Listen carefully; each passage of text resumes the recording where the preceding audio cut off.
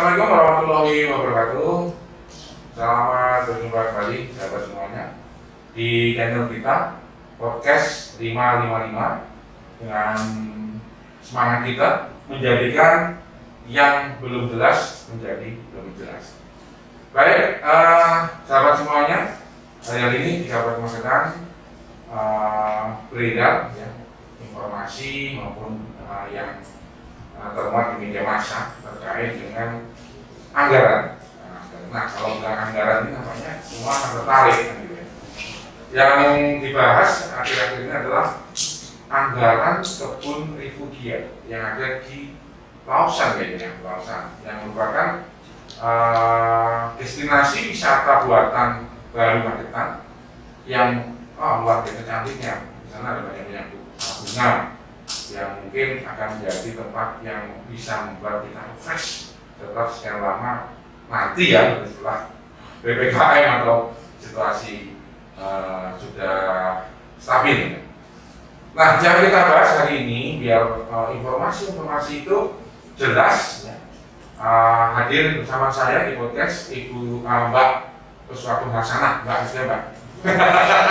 Di podcast ini ya gayanya tetap spirit muda gitu ya. Pakainya Mbak semuanya gitu. Mbak Kepala Dinas ya, Pertanian Kabupaten Magetan. Nah, baik sahabat semuanya, anggaran untuk pembangunan refugia hari ini tahun ini telah tercantum dalam DPA di Dinas Pertanian Kabupaten Magetan. Besarnya berapa, jelasnya bagaimana, nanti akan kita langsung tanya kepada Ibu Mbak Uswatun Hasanah.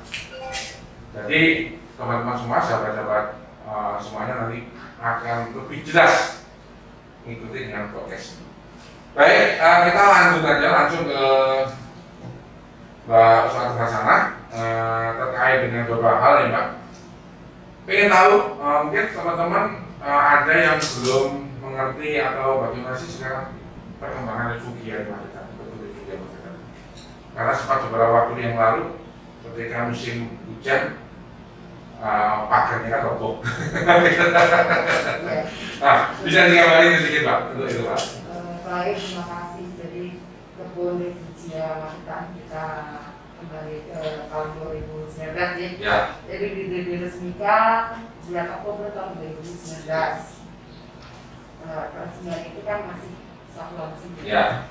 Jadi begitu bisa kita buka dulu sambil memperkenalkan ini adalah salah satu kebun bunga yang ada di Kabupaten Magetan. Jadi setelah tahun 2019 itu kita kan baru membuka itu saja, jadi belum dilengkapi dengan sarana yang memadai. Sambil jalan akhirnya kemarin itu waktu kita buka belum ada tempat parkirnya. Mungkin masih bisa dibayangkan itu masih tanah saja, sehingga kita membutuhkan sarana untuk parkir. Di mana tahun ini jadi sudah dianggarkan dengan DPA. Tahun ini kita melanjutkan untuk pembangunan parkir tersebut, jadi revitalisasi. Yang sebagian separuh sudah dilaksanakan tahun kemarin dan tahun ini sudah masuk proses lelang. Jadi revitalisasi ini termasuk sarana pendukung lainnya ini. Jadi ada PP, kemudian ada lapang souvenir dan kemudian gudang ini sudah kita lelang. Ini dengan nilai HPS ya, jadi saya tidak sebutkan tadi. HPS-nya 1,185 miliar. Itu untuk anggaran pembangunan tahun ini ya Mbak ya, terkait konfigurasi. Ya, sebelum masuk itu Mbak yang ramai di berita di media, ya kan? Ini dulu. Kedepannya, karena refugia ini bagaimana Pak? Apakah nantinya juga akan seperti taman-taman bunga lainnya, pagar sepanjang itu apa nanti juga akan dibangun? Terus kelihatannya saat ini juga ada pembangunan masjid. Nah, apa itu bagian dari pengembangan refugia? Baik, terima kasih. Untuk masjid itu memang letaknya di kebun refugia. Akan tetapi pembangunannya secara swadaya, jadi bukan dari APBD. Itu murni sumbangan dari seluruh masyarakat dimanapun yang mempunyai perhatian karena pembangunan masjid Imam Budi itu fotogurunya diambil dari masjid Kelapa. Itu pembangunan masjidnya. Kemudian tadi pagar, memang beberapa waktu pagar itu kalau pas hujan angin itu pasti roboh. Karena seperti tadi saya sampaikan, jadi sejak awal kita memang baru soft launching, jadi pagar itu juga sifatnya sementara. Ke depan tentu saja kita akan bangun pagar yang permanen, jadi itu kan masih dari bambu, sehingga pada saat hujan dan angin tentu saja kekuatannya juga tidak ada. Kemudian juga satu lagi, itu tadi belum saya sampaikan, tahun ini juga kami akan membangun menara pandang. Menara pandang di dalam Indonesia, karena kemarin pada saat launching memang sudah sebentar, bukannya menara pandang sudah ada yang kemarin itu dari bambu itu kan dari bambu. Itu sementara ya? Kan sementara. Jadi permanen nanti. Bambu itu kan juga sifatnya sudah mudah lapuk karena sudah agak lapuk sehingga kita bongkar. Sedangkan membahayakan untuk pengunjung juga, sehingga tahun ini nanti juga kita lelang untuk pembangunan menara pandang senilai 480.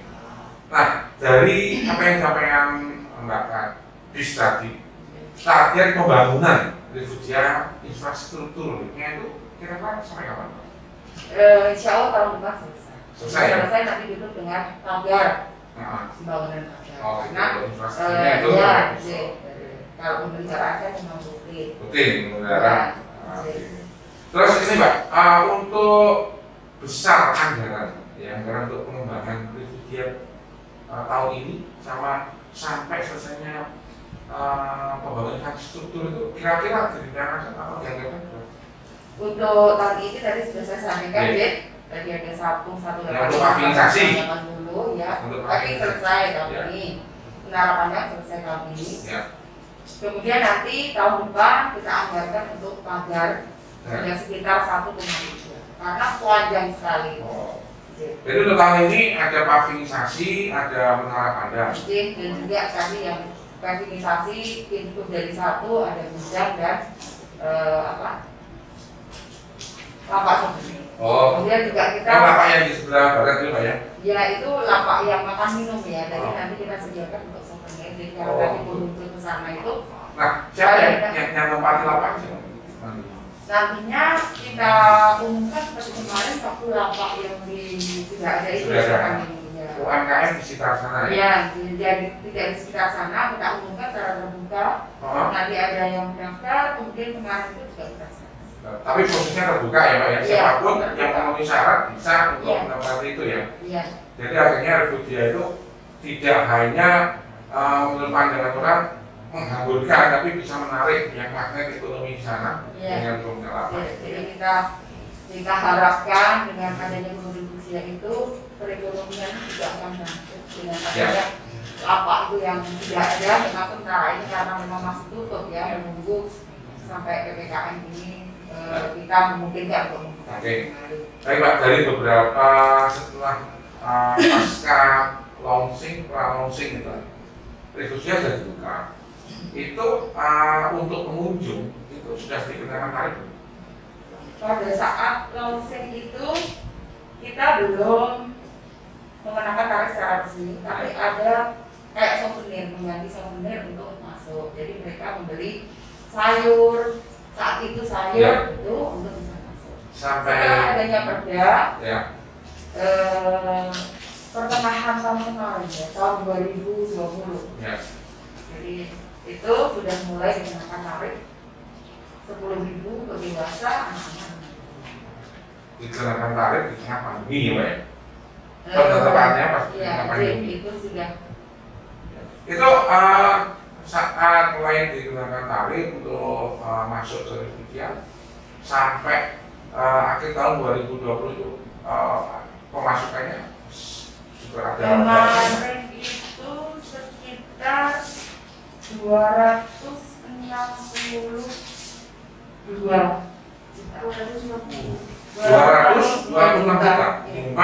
262.795.000 rupiah. Besar ya Pak ya berarti? pengunjungnya luar biasa. Alhamdulillah.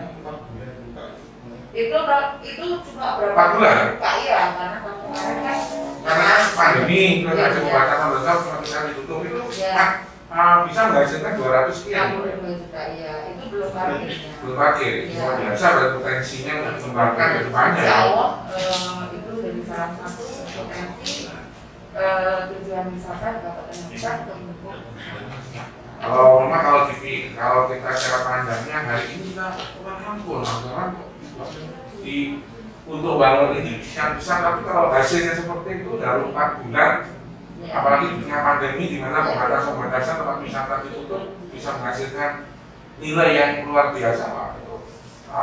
Istilahnya potensi APBD kita. Apa sudah ditarget APBD untuk berapa? Tahun kemarin memang ditarget 150. Lebih target berarti? Ya, lebih target. Berarti apresiasi kan itu ya? Untuk tahun ini sebenarnya ditarget, tapi karena memang pandeminya panjang ya. Nah, nanti kita lihat kalau sudah buka. Baik. Terus begini Pak, kan banyak orang bertanya-tanya. Dalam pertanian kok ngurus pariwisata ya. Jadi kadang orang yang nggak tahu apa nggak keliru pertanian kok ngurusi pariwisata ini. Nah, mungkin menurut Mbak Kadis itu gimana? Kenapa kita dulu ngambil refugia? Ya. Itu kan juga ada artinya. Iya. Refugia itu merupakan rumah bagi inang, tanaman, musuh alami lah, musuh alami dari hama. Jadi kenapa kita memilih refugia? Karena ada filosofinya seperti itu. Jadi filosofinya itu kan budidaya tanaman sekat dengan tanaman refugia. Jadi di samping tanam bunga, kalau penjenengan kesana melihat itu juga ada tanaman sayur. Jadi ke depan kita akan berdampingan sesuai dengan posisi dinas kita juga salah satunya untuk mendapatkan komite. Jadi itu juga perkenalan malah petani. Ini loh refugia ini maksudnya untuk bisa sebagai wisata edukasi di bidang pertanian.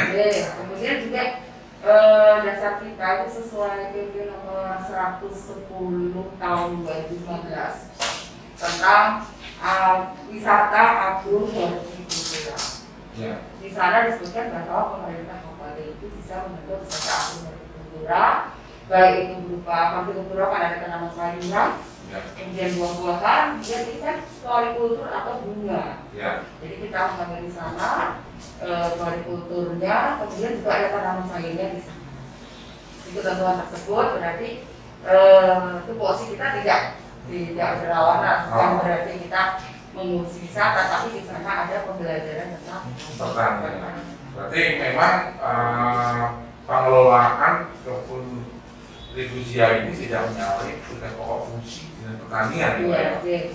Nah, juga mungkin fokus karena yang biasanya sih teman-teman itu kan sering fokusnya yang kelihatan. Hari ini mungkin karena refugia barang yang baru yang perlu dirawat untuk bisa tumbuh kembang lebih baik, fokus ada di sana yang kelihatan itu. Nah, apakah dengan fokus untuk pengembangan refugia ini tidak mengganggu fokus lain di pertanian, di sektor pertanian? Gini Mas, tentu saja tidak.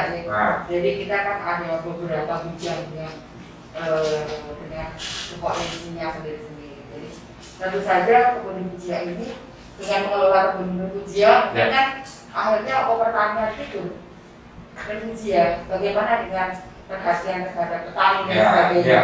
Tentu saja program-program itu tetap jalan, tetap ada, dan kita memang tujuan kita kan untuk kesejahteraan petani.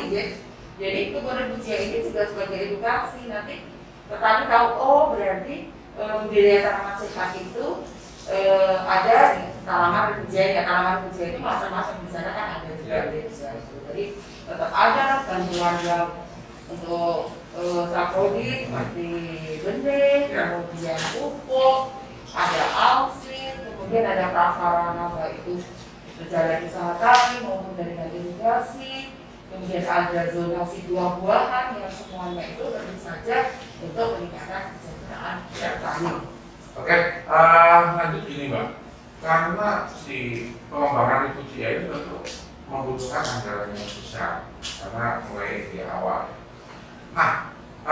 yang besar untuk pengembangan Indonesia ini selama ini tidak mengurangi alokasi anggaran untuk pengembangan pertanian, misalnya keterkaitan dengan peningkatan kesejahteraan petani. Yang dikhawatirkan kita amati di beberapa media dari teman-teman itu kan seperti itu, wah alokasinya daripada juga diberikan ke petani. Nah, bagaimana Pak menurut ini? Tadi sudah saya sampaikan, ya. Jadi anggaran untuk peningkatan kesejahteraan petani lainnya itu tetap ada, jadi tidak mengurangi porsi. Jadi misalnya porsinya 10 terus sekarang tinggal 7. Jadi tetap porsi untuk isu di zonasi buah yang saya sampaikan. Ini kan kita mulai membentuk kampung-kampung buah.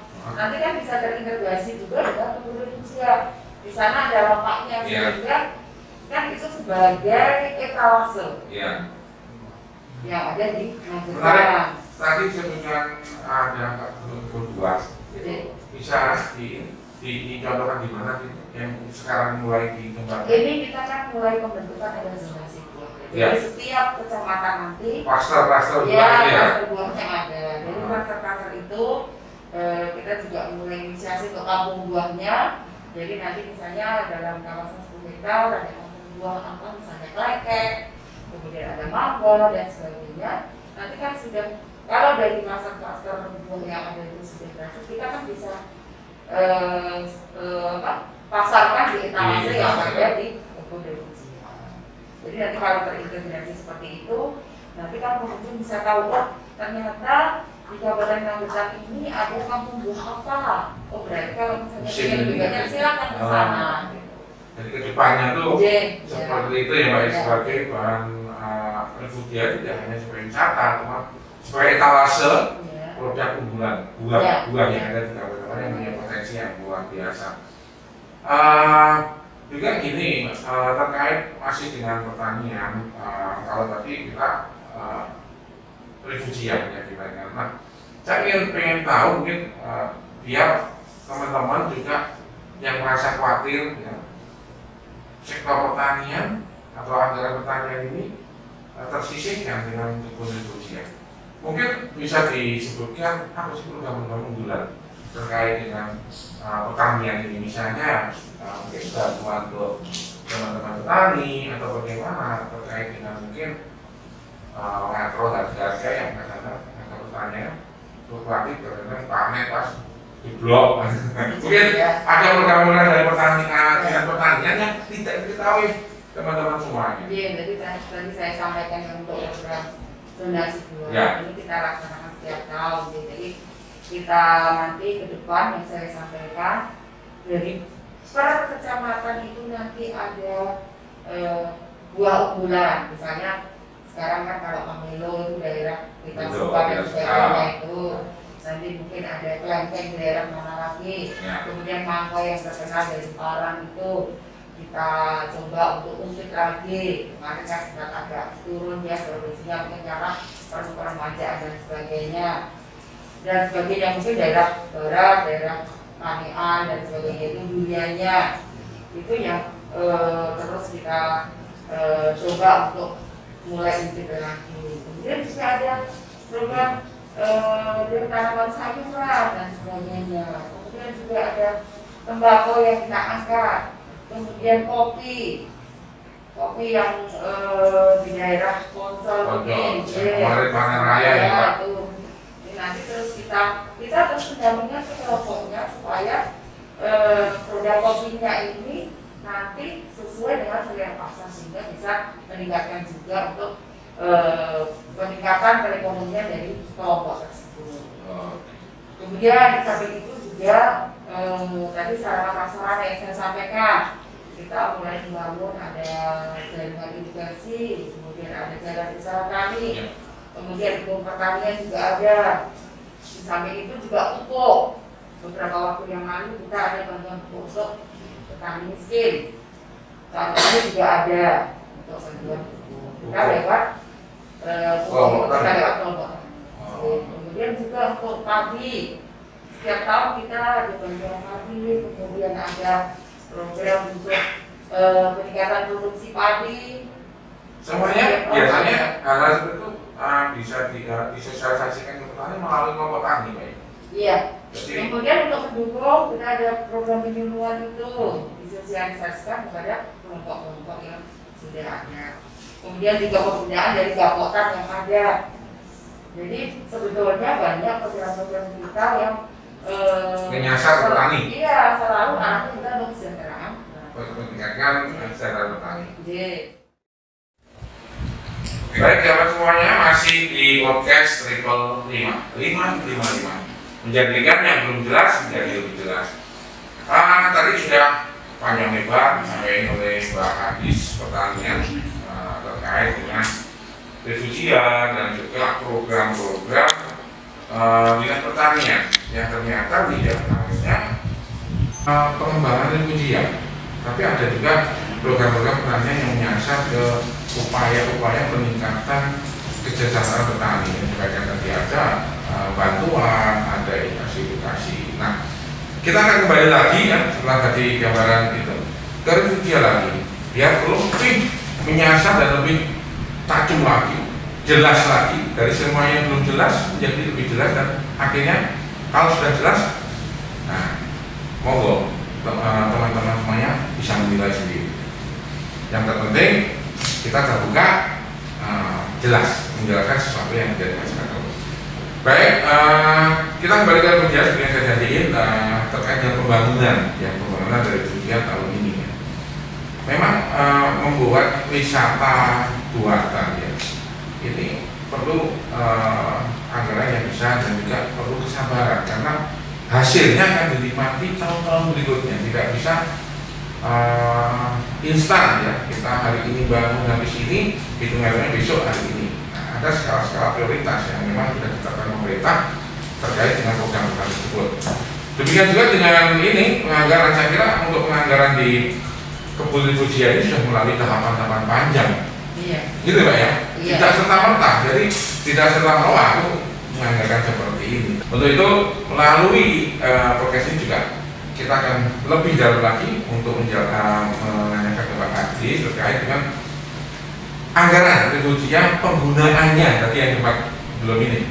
Besaran anggaran tahun ini yang disediakan untuk pengembangan refugia dan penggunaannya itu apa saja, biar clear.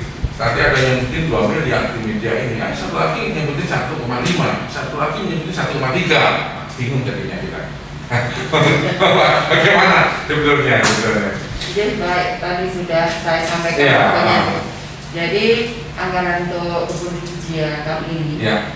Yang pertama tadi saya sebutkan senilai 1.185 juta ya. Yang akan dianggarkan untuk pembangunan parkir, kemudian juga gudang dan juga ada lapak souvenir.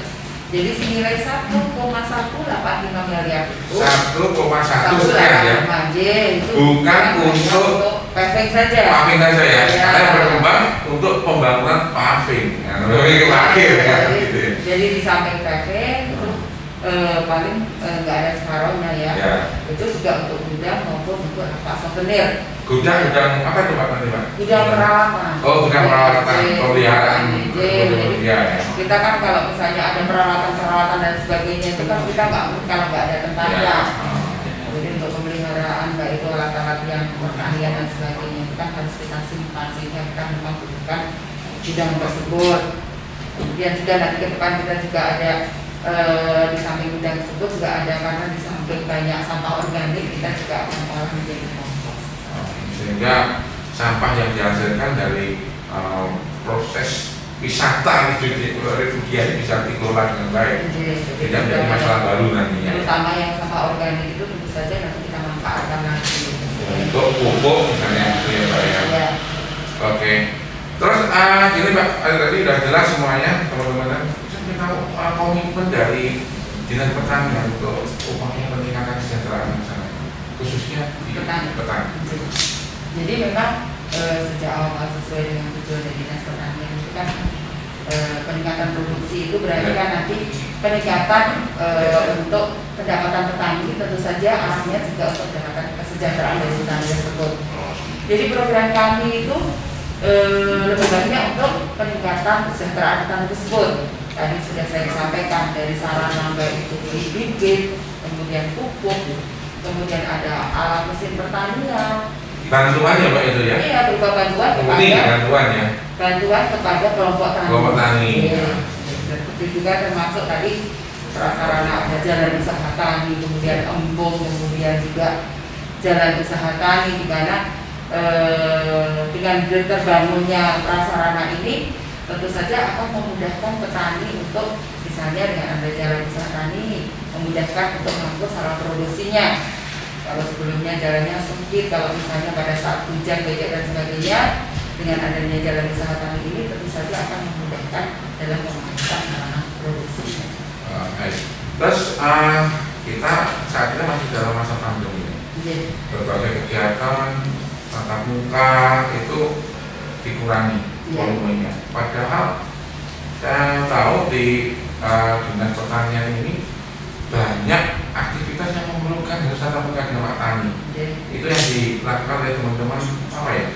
PPL ya Pak ya? Iya. Nah selama masa pandemi ini aktivitas teman-teman PPL gimana Pak? Membatasi untuk kalau mengumpulkan tenaga ya. Jadi lebih banyak ke kunjungan door to door secara terbatas jadi di lapangan itu kan lebih memungkinkan area terbuka, jumlahnya terbatas sehingga yang disampaikan penyuluh kepada petani ini tidak ada penambahan. Jadi tetap berlanjut ya Pak ya, tapi dengan prokes tentunya ya Pak ya. Bisa dengan prokes tertentu. Oke. Kalau PPL yang saat ini berapa Pak? Kita PPL ada P3K, ada PPL. P3K-nya sejumlah 66, kemudian untuk PPL-nya sekitar 60. Jadi kita ada itu yang menjadi ujung tombak untuk mengedukasi petani. Nah Mbak, ini lepas dari yang sudah kita sampaikan, kira-kira menurut Mbak Ana sendiri, Mbak Ana selaku kepala dinas bisa nggak memprediksi pertanian kita itu 5 atau 10 tahun ke depan itu dengan kondisi saat ini di mana banyak petani yang sudah sepuh-sepuh. Nah, mungkin ada nggak program petani milenial? Jadi yang mau kita sampaikan, ya memang saat ini memang sudah sepuh-sepuh. Kita sudah mulai ke ada taruh tani. Nah, program itu ya Pak, tadi ya. Kemudian ada petani milenial. Saat ini sudah mulai terbentuk adanya petani milenial. Jadi supaya pertanian kita juga lebih maju dengan adanya petani milenial ini, kita berharap pengelolaan usaha tani ini karena sekarang sudah mulai banyak alat mesin pertanian, modernisasi lah. Jadi kita bantuannya juga ada alat mesin kan, ada untuk olah tanah, kemudian ada untuk panen yang ada combine itu, dan kemudian juga untuk panen misalnya jagung dan sebagainya itu sudah ada. Minat remaja atau generasi muda untuk di sektor pertanian itu menurut analis dari dinas pertanian melalui PPA-nya itu sekarang bagaimana? Sudah ada? Sudah ada dan mulai ada peningkatan. Jadi kemarin sudah ada petani milenial itu koordinasi dengan kami, kemudian dengan dinas peternakan, sehingga kami harapkan dengan adanya petani milenial ini, pertanian di Kabupaten Magetan akan lebih maju. Oke. Ya tentunya kita bersyukur juga yang bukan bekerja di bidang petani, karena sudah ada kader-kader petani. Bayangkan kalau sudah tidak ada kader petani, kita akan makan apa besok? Oke. Tanpa petani. Petani ini pejuang betul.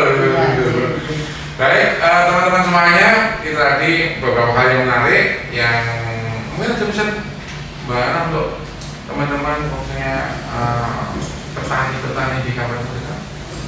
Tentu saja mari kita tetap bertani, kemudian juga meningkatkan usaha tani kita. Tetap semangat meskipun di tengah-tengah pandemi ya Pak ya. Justru di era pandemi ini kan yang lebih eksis dan bisa bertahan kan dari bidang petani. Iya, yang tidak ada betul sektor pertanian. Jadi mari kita tinggalkan terus karena ada banyak sekali inovasi di bidang pertanian.